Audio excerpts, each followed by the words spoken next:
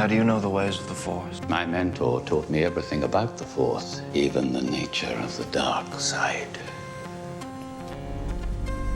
You know the dark side? Me, can you achieve a power greater than any Jedi? Use my knowledge, I beg you. It's very dangerous putting them together. You're fulfilling your destiny. Become my apprentice. Learn to use the dark side of the Force. I will do whatever you ask.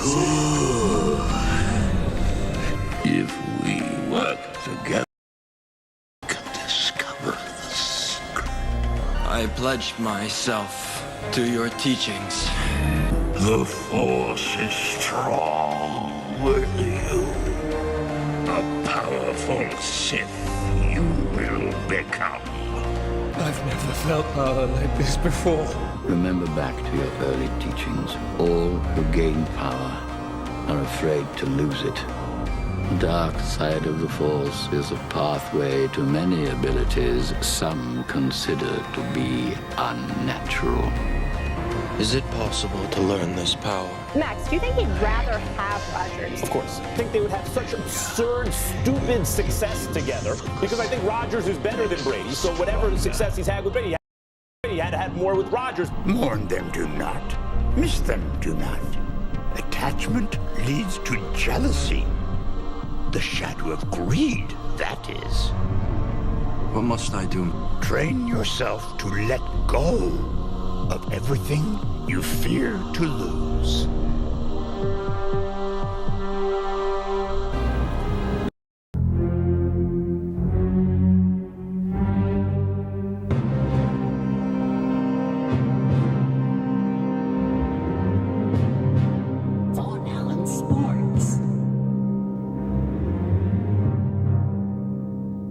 What do you mean? How do you know the ways of the Force? My mentor taught me everything about the Force, even the nature of the dark side. You know the dark side? Through me, can you achieve a power greater than any Jedi? Use my knowledge, I beg you. It's very dangerous putting them together. You're fulfilling your destiny. Become my apprentice. Learn to use the dark side of the Force. I will do whatever you ask.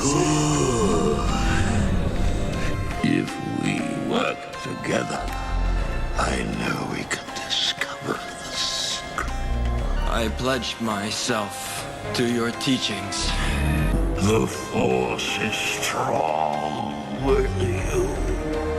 A powerful Sith you will become. I've never felt power like this before. Remember back to your early teachings. All who gain power are afraid to lose it. The dark side of the Force is a pathway to many abilities some consider to be unnatural. Is it possible to learn this power? Max, do you think he'd rather have Rodgers? Of course. I think they would have such absurd, stupid success together because I think Rodgers is better than Brady. So whatever success he's had with Brady, he had to have more with Rodgers. Mourn them do not. Miss them do not. Attachment leads to jealousy. The shadow of greed, that is. What must I do? Train yourself to let go of everything you fear to lose. They need you. He was dinking and dunking, even compared to his dinking and dunking prime. He was dinking and dunking. Y'all ain't thought. Well,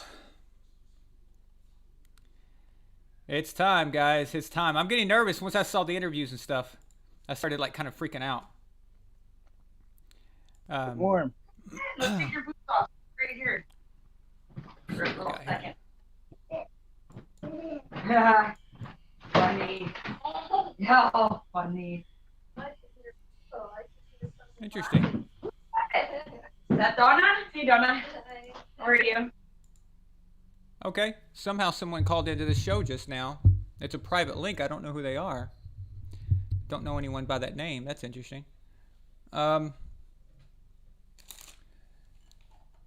Maybe we're getting started from where we were last night. Hopefully not. Hopefully that's not the problem here. So, but man, yeah, I'm excited. I turned on the Xbox in the game just now. Julian is giving an interview to Willie McGinnis, and watching Julian talk about Brady stuff, it got me nervous. It got me kind of not okay. Actually, nervous probably not the side. Just excited. I think Tom Brady's gonna win tonight, guys. I think he's gonna win. I actually believe that. And tonight, you know, I had how.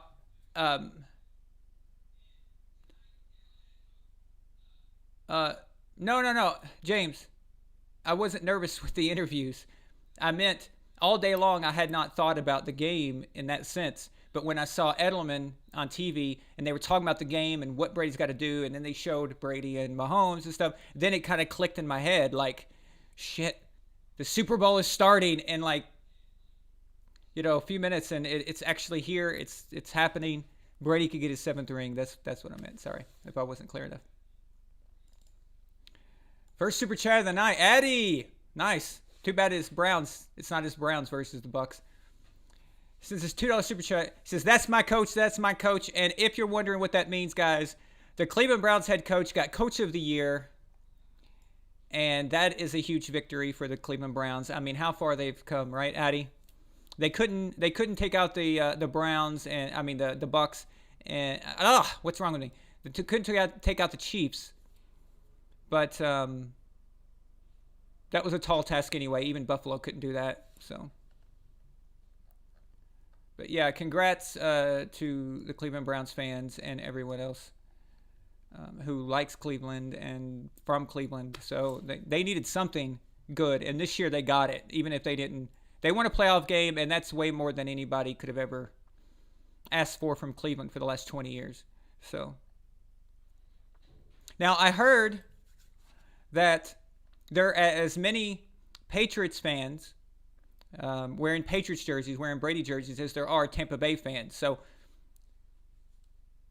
I mean, that tells you, did Brady lose? I mean, is he as hated in New England as they act like?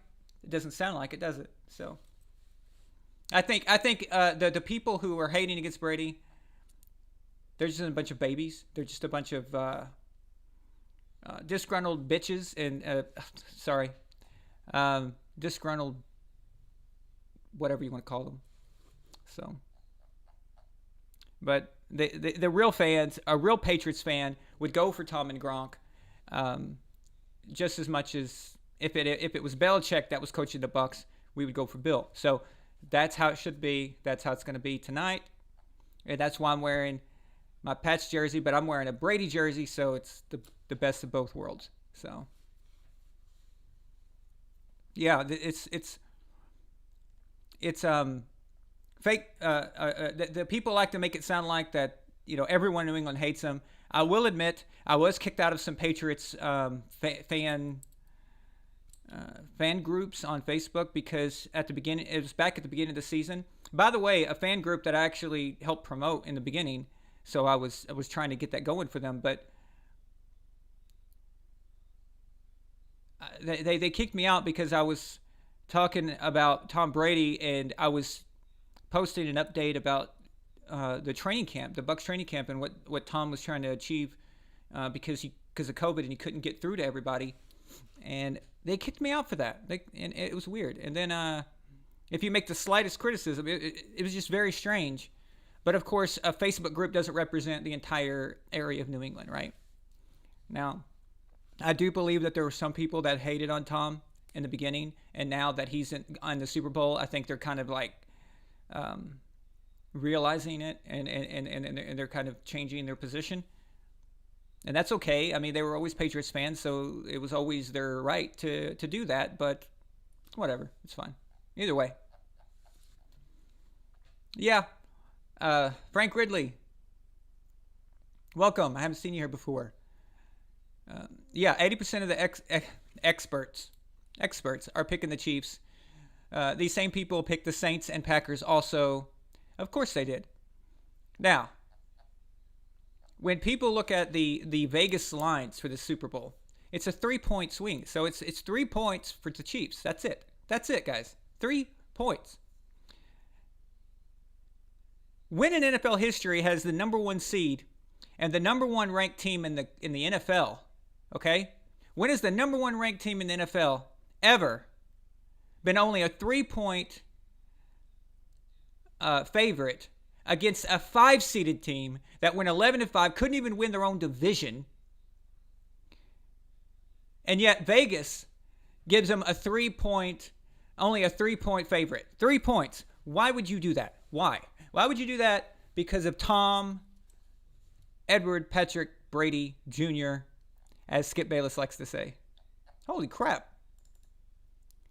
Nice. Look at this, guys. $20 super chat from my brother. That's my brother, Stephen Allen. Huge Aaron Rodgers fan, by the way. He says, "Let's go Bucks," and Aaron Rodgers sucks. Okay, I'll accept that. That's fine.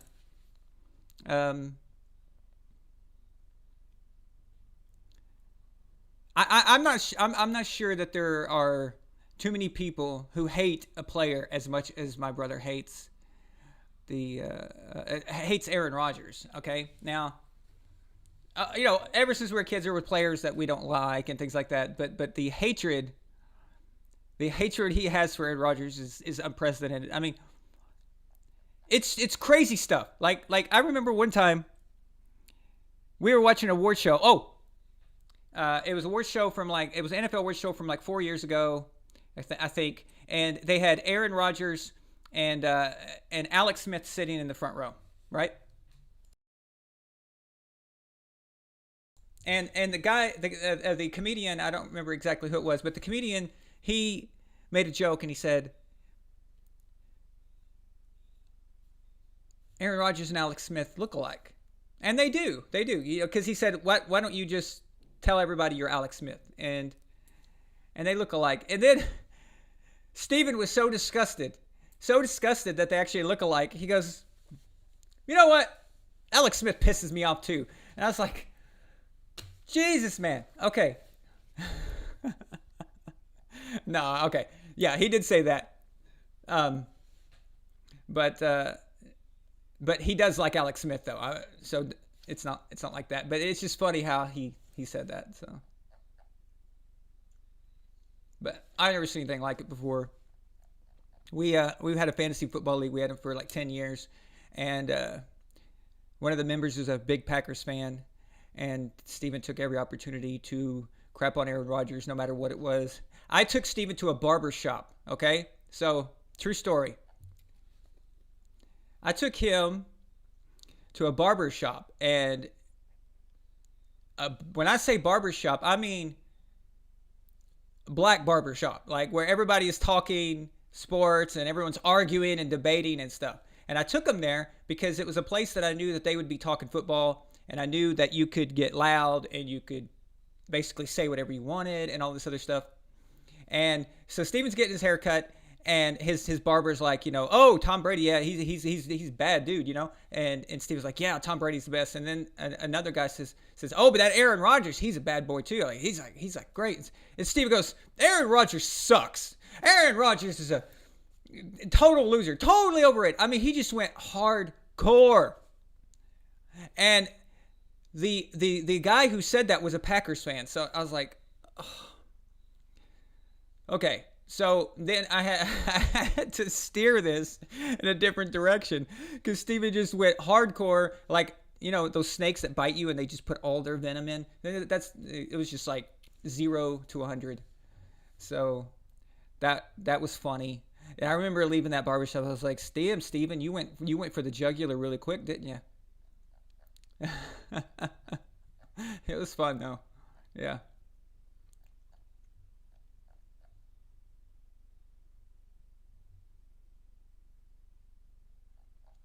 Let's see.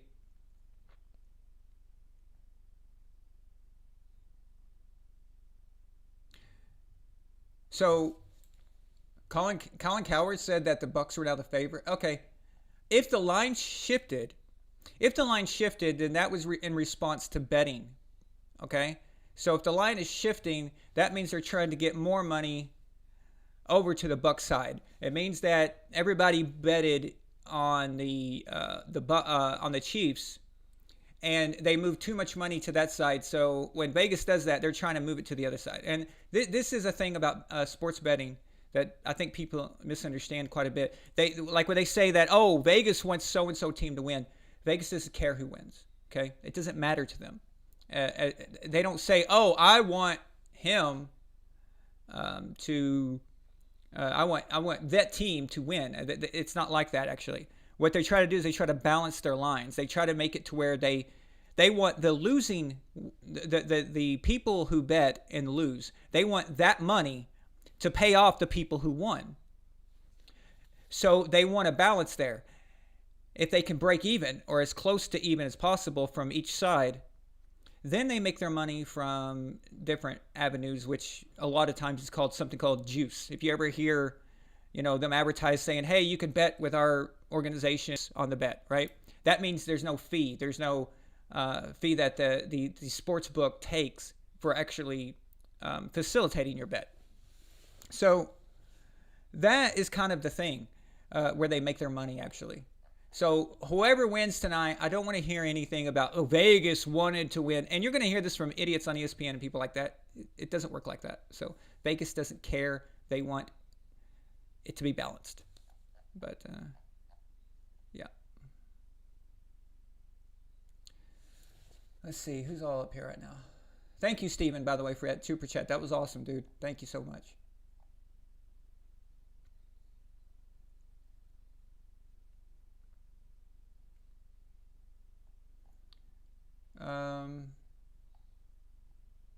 Oh, damn. You know what? Hang on.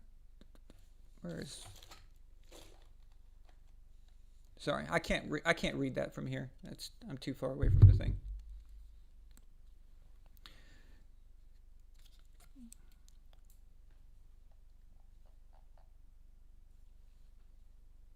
They say Vegas rigs the games. That doesn't make any sense. I mean, they don't care. They don't care if Fruit of the Loom is playing Pop-Tarts, okay? They don't give a crap. They just want to know that the money is being shifted evenly from both sides.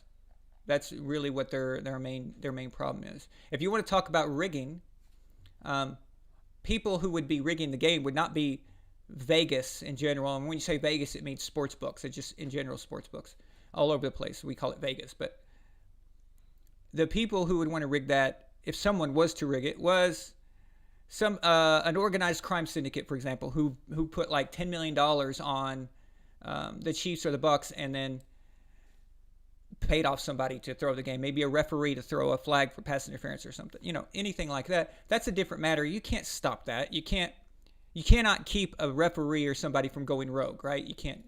So,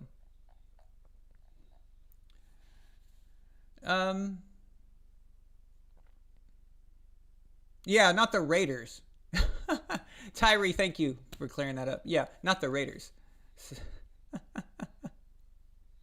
No. I'm talking about Las Vegas, the betting capital. That's where the bets and the money lines usually come from. So, Tiffany said, "Are we watching the game together like we did the NFC Championship?" No, not this time. We would have, but because I'm in Bulgaria and I get the signal about 45 seconds too late, I want to experience the game as it happens. However, I did set up a camera in the living room where me and Milena will be watching the game, and we're going to film it.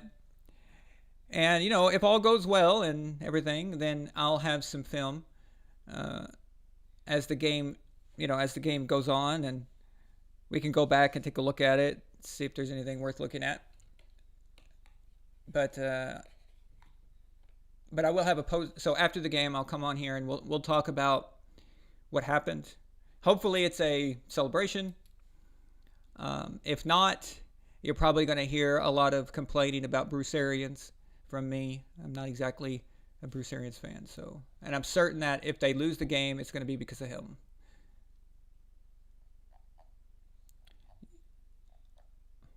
Yeah. Yeah, the Raiders are rigging the NFL, sure. That's why if the Raiders were rigging the NFL, they're doing a very bad job of it. Because they get screwed over so many ways that I can't even explain. I mean, the NFL's had it out for the Raiders since Al Davis sued them. So.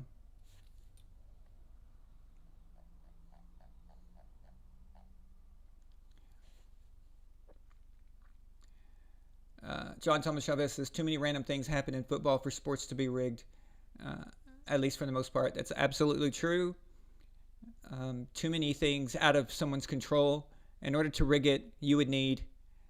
The best way to rig a game is to have a coach on your side, a coach who's willing to rig it, and a ref or two, somebody who can really do damage. So if, let's say, a team is going on a touchdown drive to tie the game at the end, and if they don't convert, it's over. And you call holding on them like 3 times in a row, and it just completely stall the drive and screw it over. Or the opposite, you want the defense to win, or you want the offense to win. Then, if you want them to score, then you would call pass interference and random stupid crap on 3rd down and 4th down just to keep them moving and stuff like that. You could do that, but you also run into the problem of the other refs convening in the middle of the field, and you see them do that sometimes, and they'll overrule each other. And so that could be caught pretty quickly if one of the other refs suspect that something's not right. Like, wait a minute, that was a stupid call. That doesn't make any sense. And they'll overrule each other. It'd be hard to do, okay? It'd be hard to do. You would need more than one ref, probably. But having a coach could do it. A coach could do it. I mean, you could have a coach that does something so stupid as to bench your starting cornerback.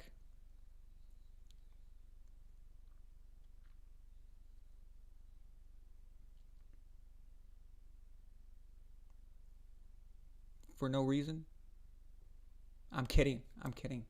Okay, that was a joke. But I thought it might get some people all worked up. So,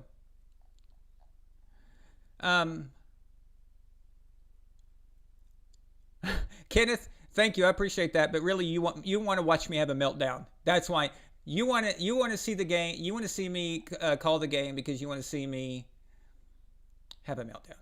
So. Yes, Alex, someone did did bench their starting cornerback, not quarterback, but yeah. Honestly, I made that joke for my dad. I know my dad is watching right now. He's with my brother, the one that sent the super chat, and my dad still believes that Bill Belichick was up to no good on that, on Super Bowl 52. So, yeah. Who knows? I know a lot of Patriots fans who actually believe that, by the way. So it's not that crazy. I do think that Belichick owes us an answer, some kind of answer, but he's never going to give us one. Maybe he will when he writes his book. His book where he talks about his career and everything. So Vegas paid off Belichick. Belichick makes like $20 million a year. So. Now, what Bill did was, I think it was something personal to do with Malcolm Butler, I think. So, but we don't even know if Malcolm Butler would have made the difference. That wasn't even my problem. My problem was that we didn't try something else. We didn't try something different, just to kind of throw a monkey wrench into the whole thing and say, look, this is out of hand. Eric Rowe is getting destroyed. We've got to do something. Try anything. I don't care. Throw one of our wide receivers on. I don't care. Just do something. Do anything. And that was my problem. It wasn't as much about Malcolm Butler. However, putting Malcolm Butler into the second half would have been not a bad idea because he was completely rested. So he hadn't played the entire first half. He's on the sidelines. And you've got these Eagles wide receivers who have been running go routes the entire damn first half. And so you've got a Malcolm Butler that can go out there and he's just starting up. Maybe something good can happen. I do know the last time we put Malcolm Butler in a game, he got a pretty big interception. I don't know if you guys remember that or not, but that's a pretty big deal. So, and he was getting beat up until that point. In fact, he was the one that gave up the curse catch, the curse juggle catch. That was on Malcolm Butler. He gave that up.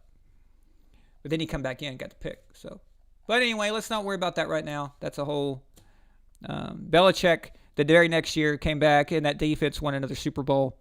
So that's all good. But that was mainly just a joke with my dad there. So.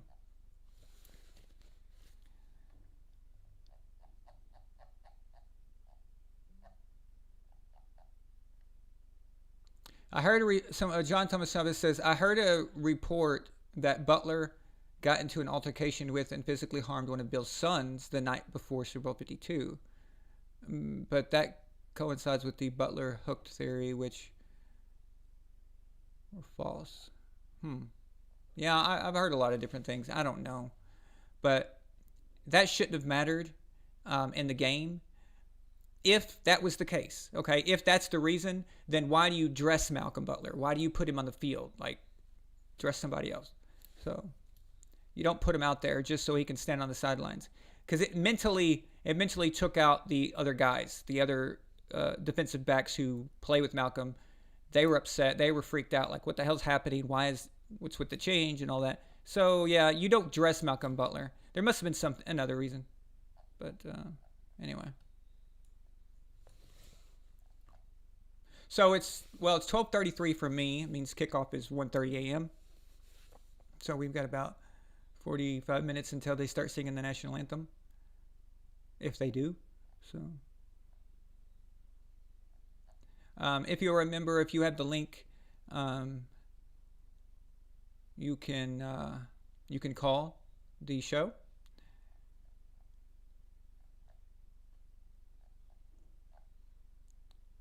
If you want to make a comment about the Super Bowl or not.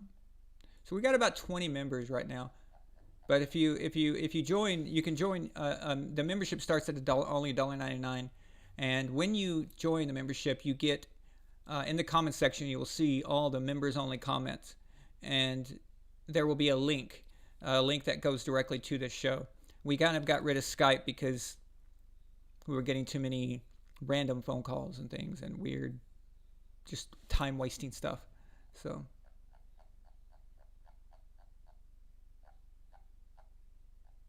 no. I'm gonna just this pregame show, and then afterwards, me and Milena will be on. Hopefully, other members of Legion will be on to talk about Tom Brady's victory, which I think is quite possible because.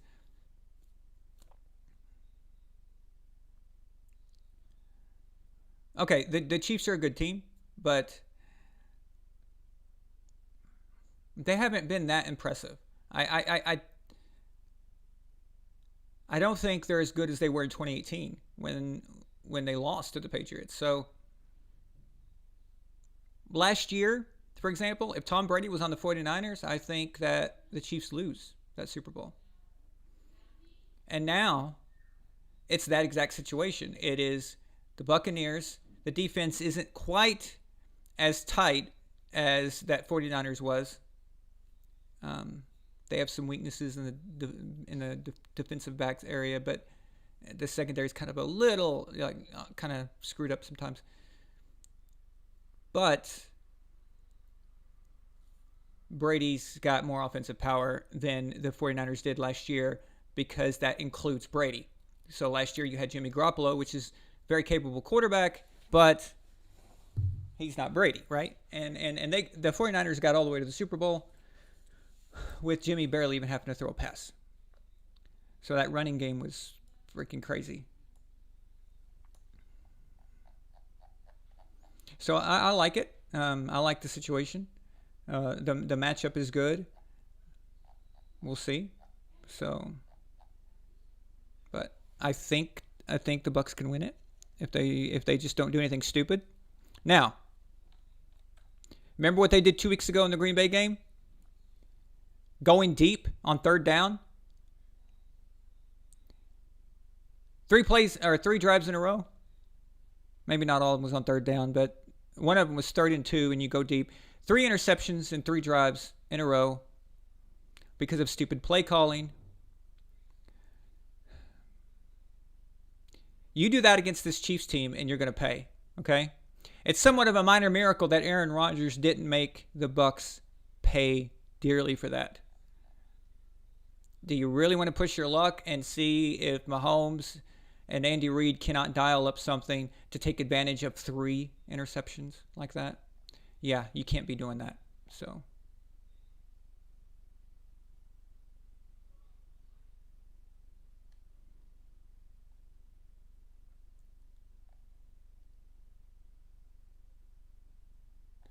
James Williams asks, will the accident involving Andy Reid's son have that much of an impact? Doubtful. I think Andy probably knew what he wanted to do the first week. So he had an entire week to game plan before that accident ever happened. That accident just happened like 3 or 4 days ago, right?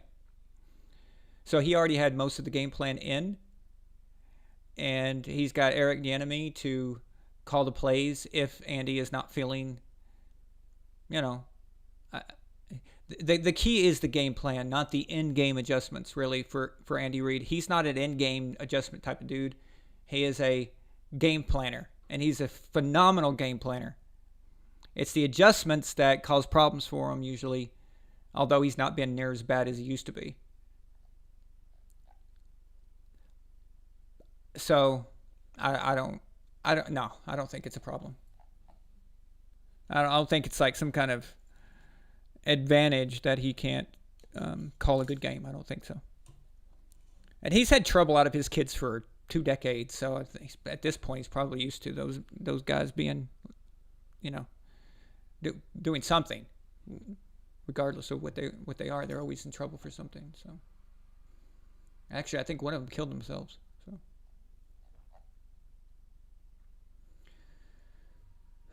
Yeah, well, that's what I'm worried about. I'm worried about something dumb happening.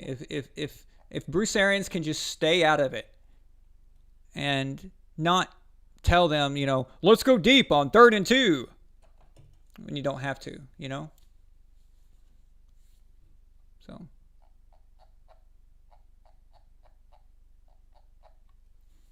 Well, the refs are always a factor, aren't they?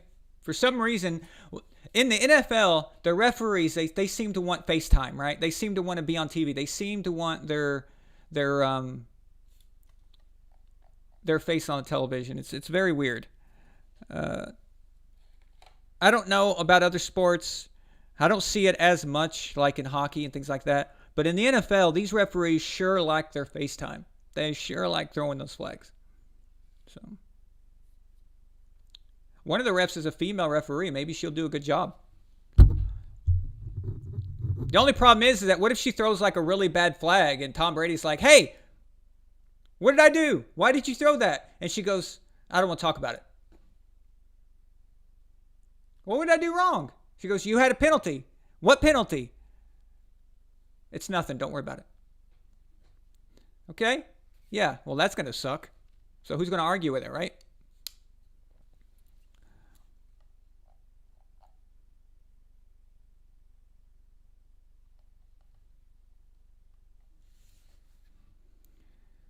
Okay. I'm going to need to pull up the live feed here. For some reason, the software doesn't let me see who is members and who aren't, which is really strange.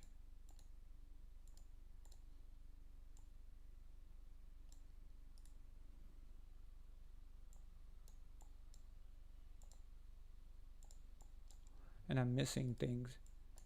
Cause it doesn't highlight them like it does. So I usually have to pop out the chat from the actual YouTube program, which is weird, I know.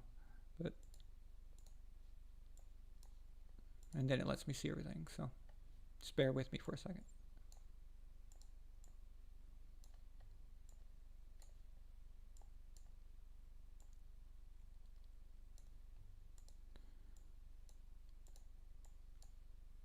Okay, there we go. All right, now. So we have a $5 super chat from William Walls. I always want to call him William Wallace. He says a $5 super chat. He says females are good at pointing out males' problems and mistakes, so she'll do good. Yeah, well, that's what I'm saying. She'll point them out, but she won't give it any indication to why. Like, don't worry about it. It's just, yeah, you messed up, but just don't worry about it. So.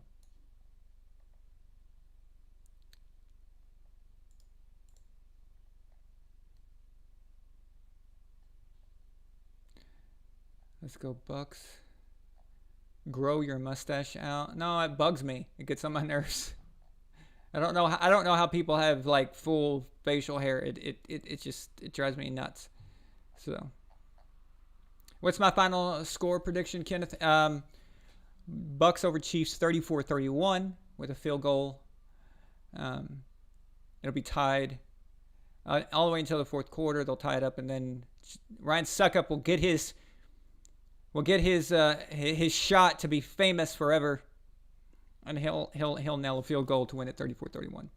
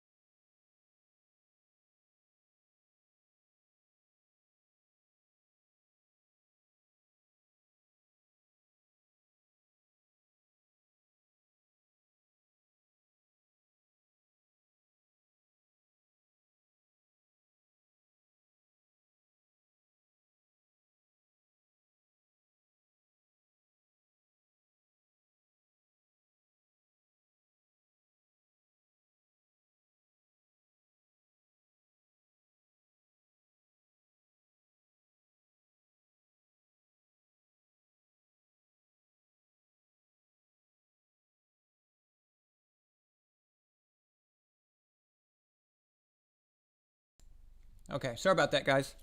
Something got unplugged. Don't know what happened there. But anyway, I fixed it. So someone said that Robert Kraft is unpatriotic because he flew people down to Tampa to be for Brady. What does that even mean? How weird. So, but yeah, when I well, if you guys watched the live game, the live show during the game of the NFC Championship against the Green Bay Packers, I think I had what could be considered a meltdown.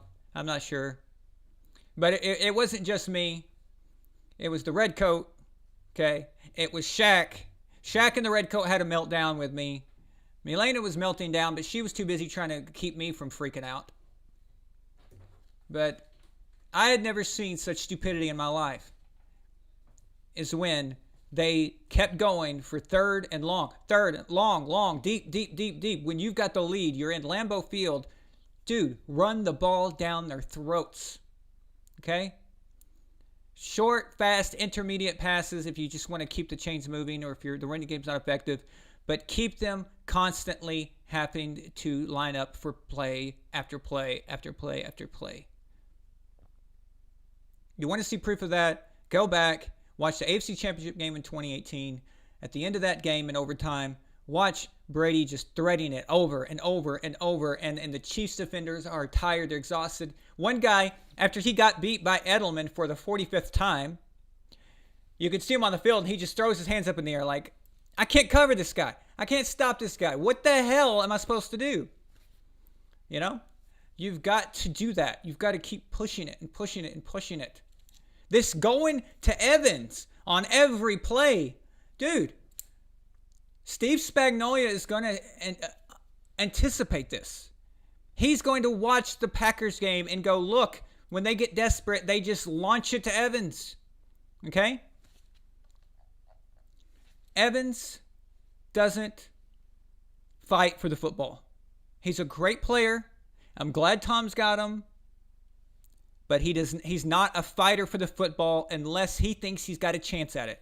If he thinks he's got a chance at it, he'll kind of go in and grab at it. But if he knows it's a pick or an incomplete, if it's not even possible to catch, he will not get back in and try to blow up the play. Basically, he will not be one of those guys who becomes a defender when the ball's in the air if he has to, and that is a problem. That's a big freaking problem. So I don't trust that, and that's what I'm worried about. I'm worried about, if I have to be worried about one thing, it's that Steve Spagnuolo is going to know better. He's a veteran coach. He's not some new guy. I mean, he stopped him and Tom Coughlin. They stopped Tom Brady in 2007. They messed up the perfect season. This guy is not a joke. He's not to be screwed with. This is going to take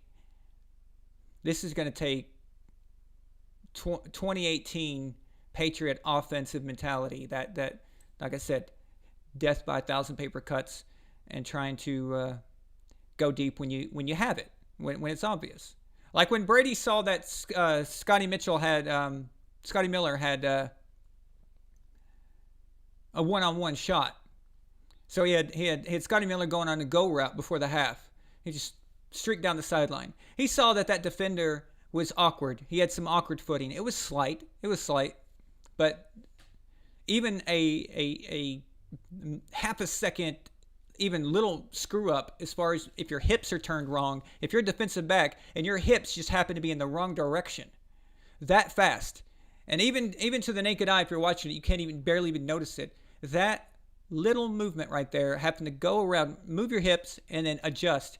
That is just enough to give a guy as fast as Scotty Miller, basically in NFL terms, wide open. All right? Brady saw it, took it. Okay? That was smart football. That reminds me of when Brady took the shot at Gronk, or he took the shot at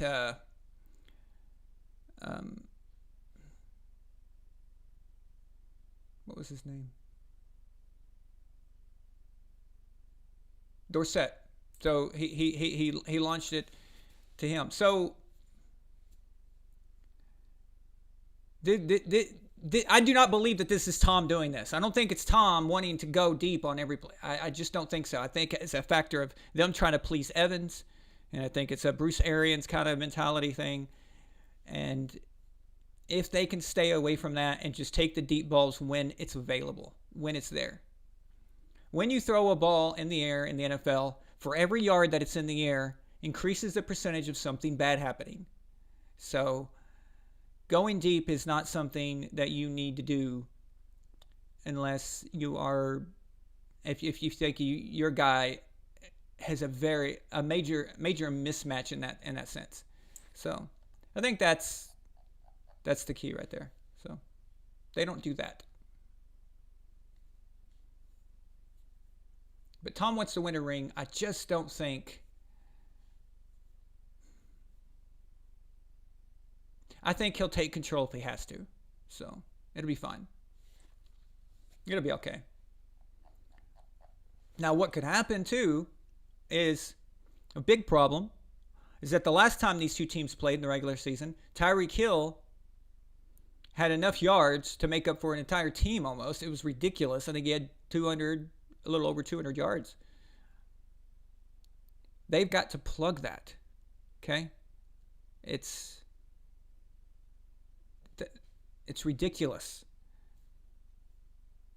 The dude is wide open, it seems like, on every freaking play. I mean, my God, it's so frustrating.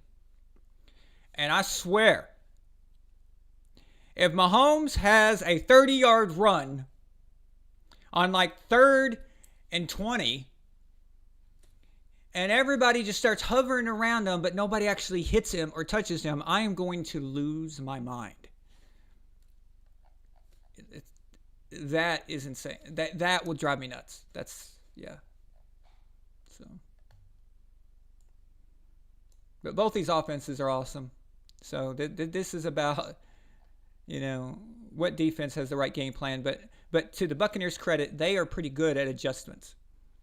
I've seen the Bucs defense. They can give up a lot of stupid stuff in the first half, and then go into halftime, look at what they did, look at the situation, and then completely change.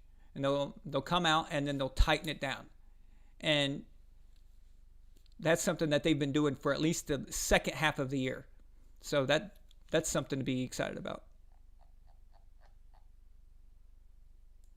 Watch this. Wouldn't this just be hilarious? Remember when we all thought that the Rams Patriots were going to be this high-scoring fiasco?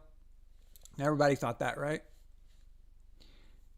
I mean, the Rams were known for a lot of offense and stuff. They had Wade Phillips and a good defense, but they put up a lot of points, And we thought, okay, well, it's the Pats. It's of course. I mean, look what they did in Kansas City. Of course, they're going to do well.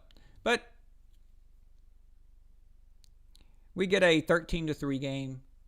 What happens if this thing is like a complete defensive? That would be something, wouldn't it? It's not going to happen, but it would be funny.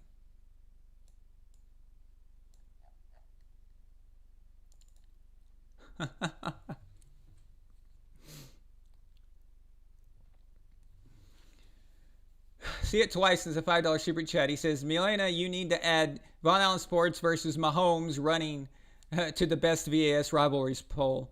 Well, okay, so what he's talking about is on the Facebook group. She started a poll that had a list of all the famous rivalries or hates in Von Allen Sports. So it had things like, me against Chris Sims, or her against Trolls from last night, Steven against Aaron Rodgers, and things like that, right? And he's adding now, maybe I do have a problem with Mahomes running. Maybe I do. Yeah, so. You might want to add me against Dan Orlovsky, too, because I'm really getting tired of that guy. So, he's annoying me.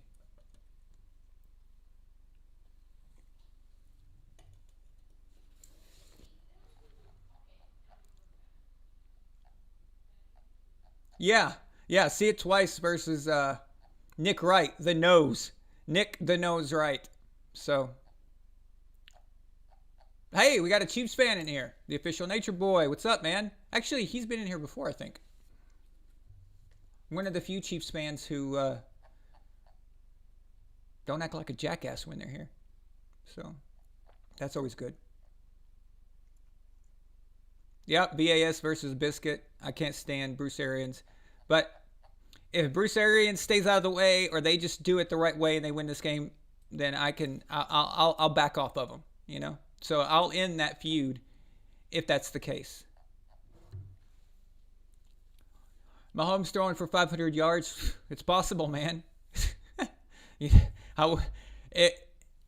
If somebody was going to do it, it's one of these guys, right? So.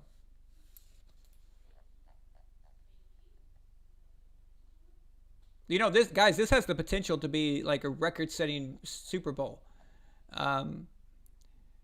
Combined quarterback yards, combined points, combined, this could really kind of be crazy. So.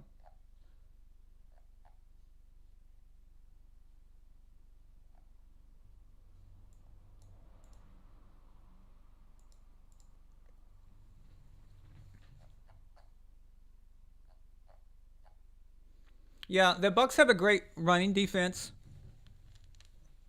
The only problem with that is that the Kansas City Chiefs don't run the ball. So, this is going to be about getting to Mahomes. And even if you get to Mahomes, there's no guarantee that he's not going to get away.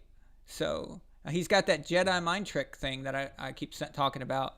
He's got some kind of like superpower where people get right next to him and then they just can't take him down. And he gets through somehow. Boy, that's infuriating. So.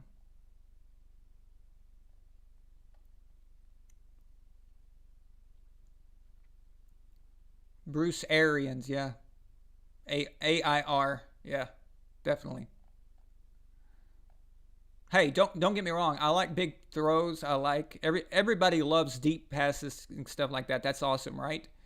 But I don't like stupid football. I like smart football. I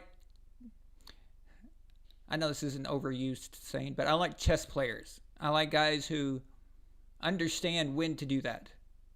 When to take that big shot. Not just throw it up on every freaking play. Then, come on. Just asking to get picked off.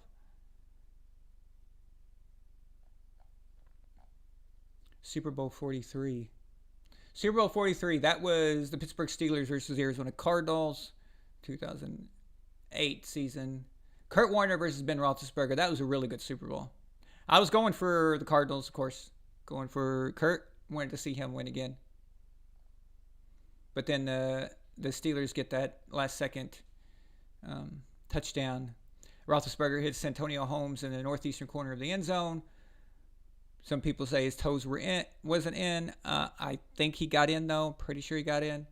I know there's some photos that say otherwise, but those photos are taken at a certain time. But if you watch it in real time, you can see that he got his toes down, I think. So, and James Harrison, of course, had that big interception return for a touchdown from the goal line. So from goal to goal, right before the half was over. Kurt Warner was trying to hit Anquan Bolden for the touchdown. Didn't see James Harrison there. And he took it to the house back the other way. Although there was illegal holding on Kurt Warner when he was trying to push James Harrison out of bounds, but the refs didn't see it. Too bad. It's the way it goes.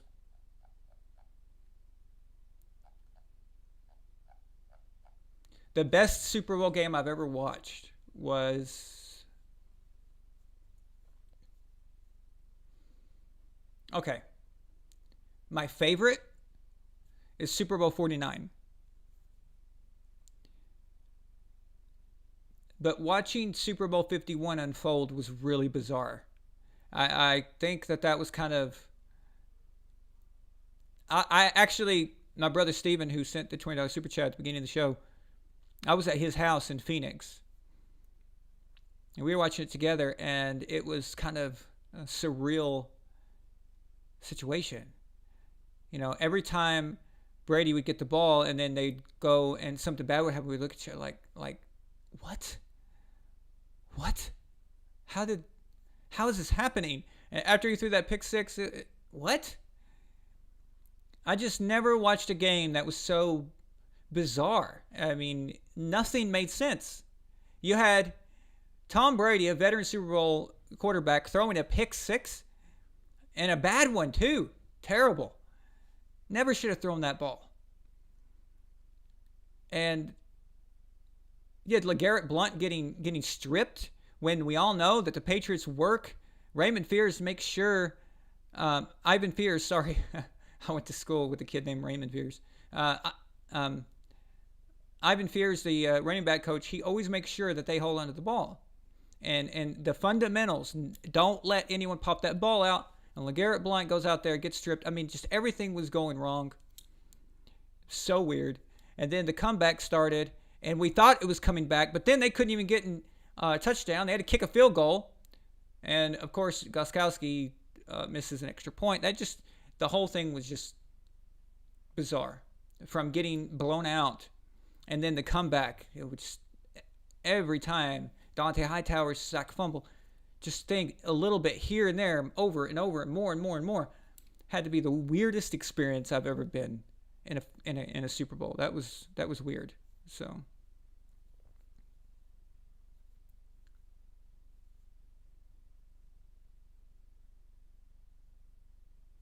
Super Bowl.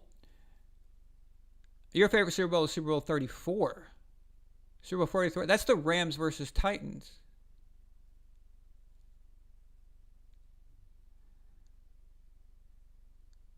man, I was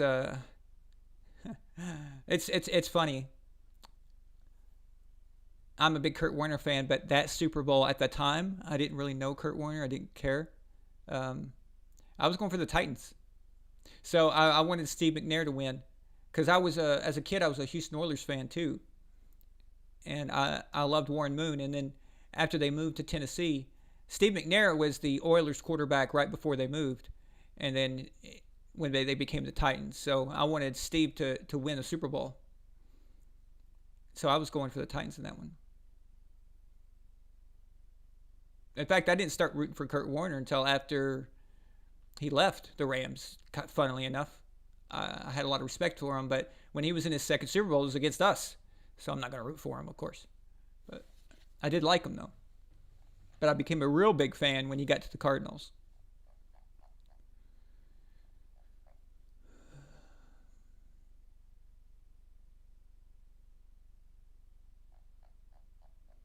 Yeah, Shaq. So yeah, Super Bowl 38 was bizarre. Like they couldn't stop a nosebleed. It was weird. Everyone always says that Tom Brady was carried by his defense in those early years. Watch Super Bowl 38 and tell me how carried he is. Kiss my butt, right? It's a team effort, okay? When the defense has a bad game, the quarterback has to take over. The quarterback has a bad game, the defense has to take over. It's the way it works.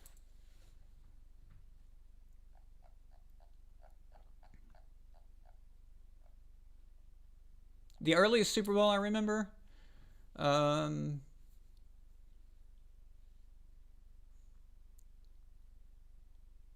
okay, well, there's a difference between remembering seeing something on the screen and actually remembering the like watching the game and understanding what you're watching.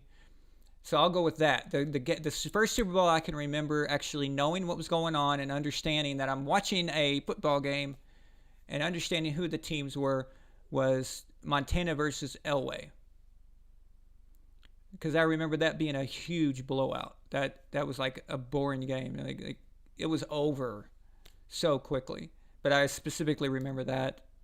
And then I remember my other brother Jason really wanting to watch the Redskins versus Bills.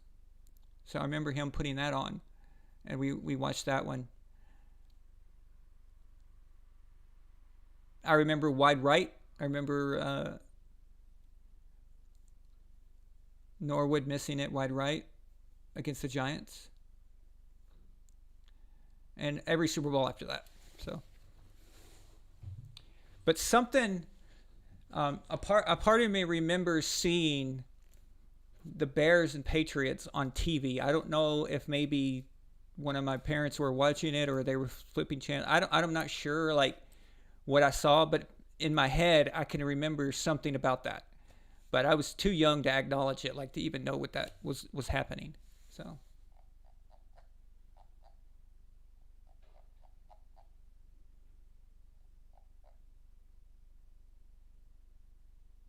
Who was the former Pats quarterback in Super Bowl 50? Cam Newton. But he wasn't a Patriot quarterback yet.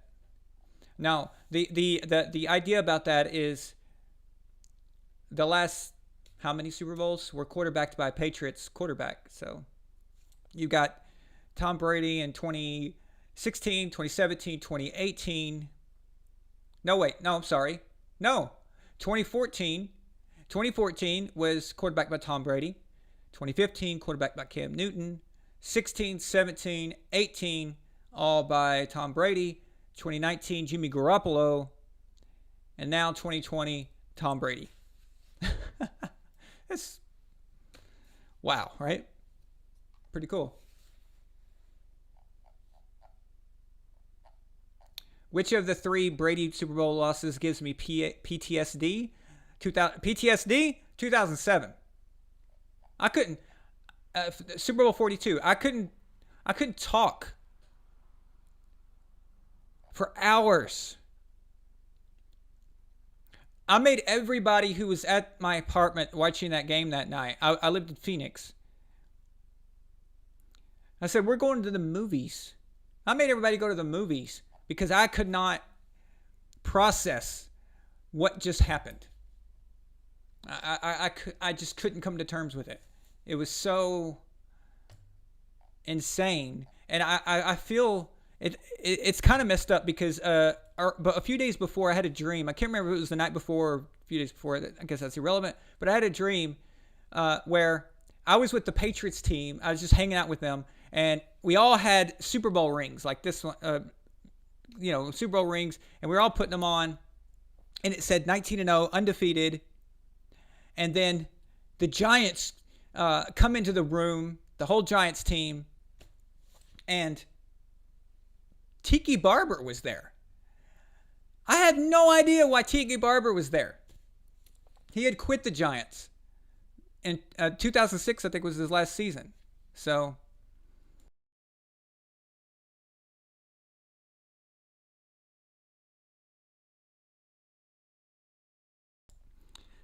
he had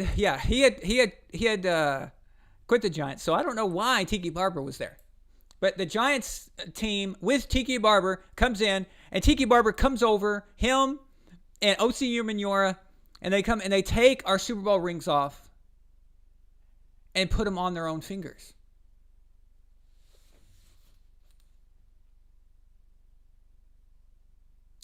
And I remember waking up going, oh my God. I was worried. And I know that sounds ridiculous. How can someone dream about, Super Bowl outcome? But it worried me. And the unthinkable did happen. And I was just sick. So if we're talking PTSD, it's 07. Now, if we're talking Super Bowls that still make me angry, where I can't come to terms with it because it's so ridiculous, it's Super Bowl 52. Why? Because although we did lose in 07, with time, I can see how we lost and why we lost. Super Bowl 46, I don't even think we were the better team. Okay? I think the Giants were better, top to bottom. I think Tom had a great offense, but that defense was complete garbage. So when you balance that out and you spread that out across the whole team, I think overall the Giants were probably just a tad better team. So that wasn't too shocking or anything like that. And we could have played much better in Super Bowl 46. That was kind of, Wes Welker, catch the ball. But anyway, Super Bowl 52, Eagles, that was the most winnable Super Bowl. That's one of the most winnable, should have won Super Bowls that the Patriots have ever played. That Super Bowl should have been the blowout. That would have been the one Super Bowl the Patriots had that was a blowout. It was Super Bowl 52. It was right there, open, ready to pounce on, ready to just completely annihilate the Eagles and embarrass them. And it didn't happen. And that one still bothers me.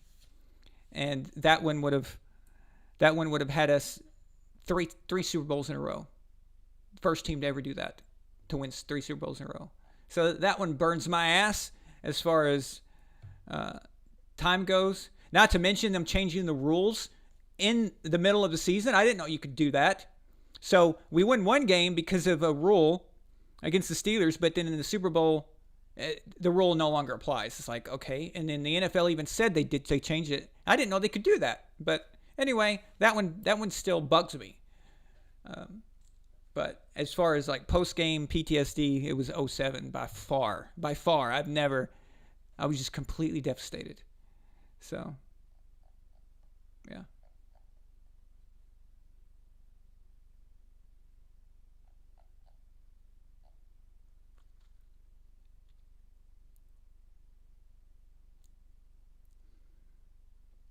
Now, in 07, I was a little worried when Tom left because one of the Giants players had said that they were going to hold the Patriots offense to like 14 points. And they said that to Tom, and Tom kind of laughed. And I was like, that's weird. That's very uncharacteristic of Tom to do that.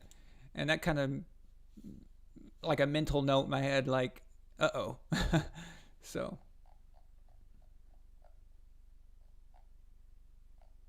The Super Bowl 46, that Manningham catch, that's way overrated. Okay, it's a good catch, but it didn't determine the outcome of that Super Bowl.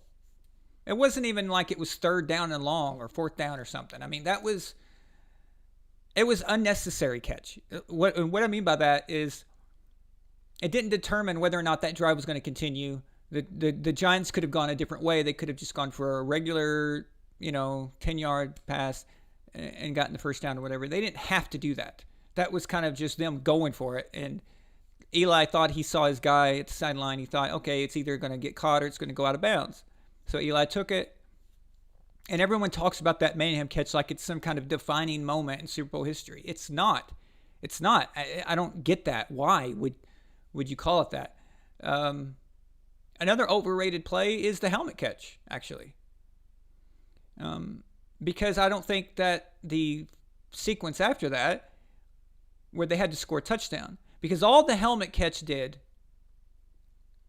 was put them in range. It put them there in the area, but that game, there was very little scoring. Nobody was doing anything. So why would that catch, that helmet catch, all of a sudden make the difference? Why at that point in time, why would I assume just because David Tyree, just because he caught that there, why would I assume that they're going to get a touchdown out of this? I didn't think so. I still didn't think anything. I thought, oh, that was pretty cool. He caught it on his head. Yay. But are they going to get in the end zone? I didn't think they would. I didn't believe that. But then they hit Plexico Burress in the end zone. I think that play is the one that matters. So they just like to... For me, Super Bowl defining moment plays are ones that change the entire outcome in one play. Malcolm Butler's interception, the tackle at the 1-yard line in Super Bowl 34. Those plays change the course of history. And I don't think the David Tyree helmet catch does that, actually. So many things had to still happen for that to work. I mean, the Patriots still could have scored after that. They just needed field goal range. The Giants' defense kept lighting up Tom Brady after that, after the Giants had gone up. So the Giants' defense still had to hold up. Too many things transpired after the helmet catch. You can't call that the most pivotal play in NFL history. So it's not how it works,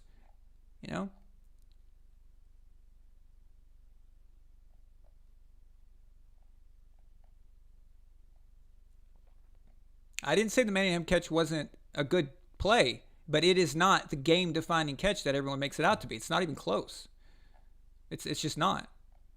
They had a million options at that time, a million options. Tom Brady was in his own end zone in Super Bowl 51, and he didn't have to go for a big play like that. Okay, so it's just you have different options, you have different situations. That one play wasn't the play that had to happen. It didn't have to happen, and that doesn't make it as important as Malcolm Butler's pick. It just doesn't. Malcolm Butler's pick literally took a Super Bowl from Seattle and switched it. One play completely just reversed everything. And that is the greatest Super Bowl play of all time. It's got the most, it carries the most weight as far as I'm concerned. So, but okay, so it's 1:15, guys. 15 minutes till kickoff. I think we should end it here because I've still got to situate things in my living room to get watching. Let's go Tom Brady.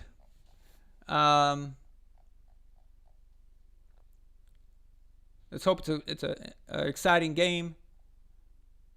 So,